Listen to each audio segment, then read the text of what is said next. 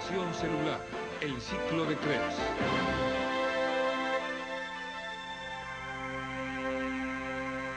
Hace cerca de 2.500 millones de años comenzó el proceso primitivo de la glucólisis. Más tarde, al acumularse el oxígeno en la atmósfera, la vida comenzó a poblar la Tierra. La sobrevivencia dependía de la habilidad para acumular reservas de energía, más de las que la glucólisis podía ofrecer. Al convertir una molécula de glucosa en piruvato, la glucólisis genera dos moléculas de ATP. Sin embargo, este ATP solo representa el 2.2% de la energía disponible. Otra parte se encuentra en el piruvato y en el NADH. El resto es calor.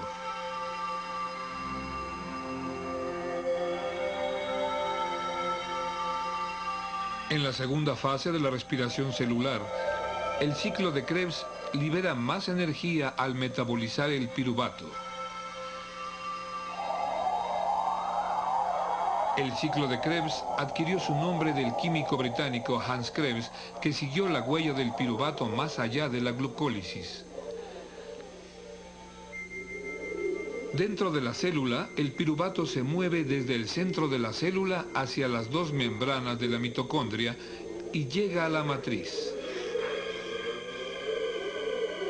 Aquí en la matriz tiene lugar el ciclo de Krebs. El piruvato es una molécula con 3 carbonos, pero el ciclo de Krebs utiliza una molécula de 2 carbonos como punto de partida. Por ello, un proceso intermedio, la descarboxilación oxidativa, es necesario para preparar al piruvato para el ciclo de Krebs.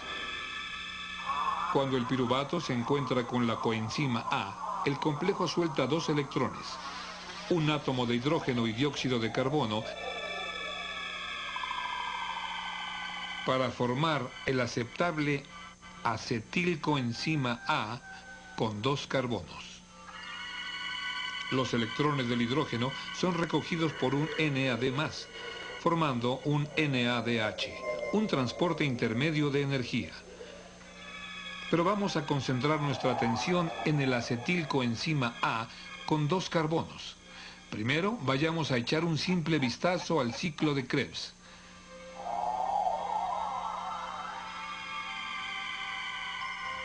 El acetilcoenzima A con 2 carbonos se une al compuesto residente de 4 carbonos y produce un compuesto de 6 carbonos. En las acciones sucesivas se sueltan 2 átomos de carbono. Pero lo que nos interesa son los agentes de la liberación de energía, ATP, y los transportes intermedios.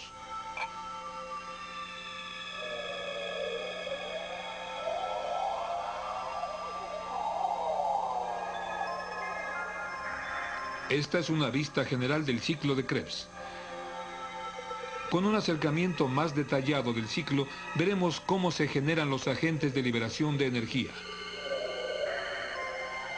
El acetilcoenzima A se topa con el oxaloacetato de 4 carbonos. Esto resulta en el ácido cítrico de 6 carbonos. El ácido cítrico suelta agua y forma aconitato. El aconitato recoge agua y es transformado en isocitrato. El isocitrato se encuentra con un NAD+ y forma el transporte de energía NADH. Oxalosuccinato. El oxalosuccinato suelta una molécula de dióxido de carbono y se convierte en ketoglutarato, con 5 carbonos. El ketoglutarato se topa con la siempre presente coenzima A y libera 2 electrones, un hidrógeno y dióxido de carbono, para formar succinil, coenzima A. Una vez más, dos electrones de hidrógeno forman un transporte de energía NADH. Sin hacer nada, el succinil coenzima A reacciona con el NDP y el fosfato, liberando coenzima A, ATP, y formando succinato.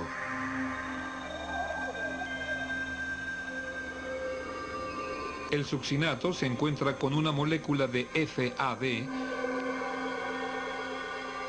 y esta reacción produce un nuevo transporte de energía, FADH2, y fumarato. El fumarato, a su vez, reacciona con el agua. Y el producto es malato. En la reacción final, el malato se encuentra con un NAD+, y produce el último de los transportes de energía, oxaloacetato. El ciclo de Krebs comienza cuando un jugador principal, el acetilcoenzima A, reacciona con oxaloacetato. Por medio de una serie de reacciones de 10 pasos, el oxaloacetato es transformado en diferentes reactantes. El ciclo regresa hasta el oxaloacetato. En una sola vuelta del ciclo, los transportes de energía han llevado 3 NADH, un ATP, un FADH2, así como dióxido de carbono que fue desechado. Los 2 átomos de carbono que entraron al ciclo fueron expulsados como dióxido de carbono.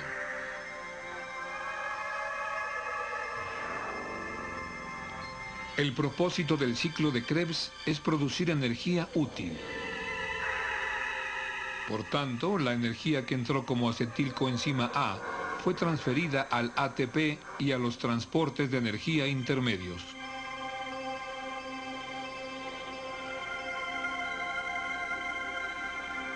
Tanto el NADH como el FADH2 transportan electrones energéticos que serán utilizados para almacenar energía en el ATP.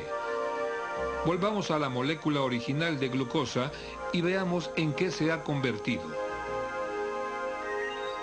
La glucólisis generó 2 moléculas de piruvato, 2 ATP y 2 NADH. Los 2 piruvatos entraron a la descarboxilación oxidativa y produjeron 2 moléculas de acetilcoenzima A, 2 moléculas de dióxido de carbono y 2 moléculas más de NADH. Ya que hay 2 acetilcoenzima A involucrados en el ciclo, pensemos en el ciclo de Krebs duplicado. Vamos a sumar el producto final, 6 dióxidos de carbono, 10 NADH, 2 FADH2 y 4 moléculas de ATP. Ahora hagamos lo que solemos hacer con el desperdicio. Vamos a deshacernos del dióxido de carbono. Hasta este punto de la respiración celular, la glucosa ha producido 4 poderosos paquetes de ATP y 12 impacientes transportes de energía. En nuestro siguiente programa veremos cómo estos transportes de energía intermedios liberan la carga de ATP.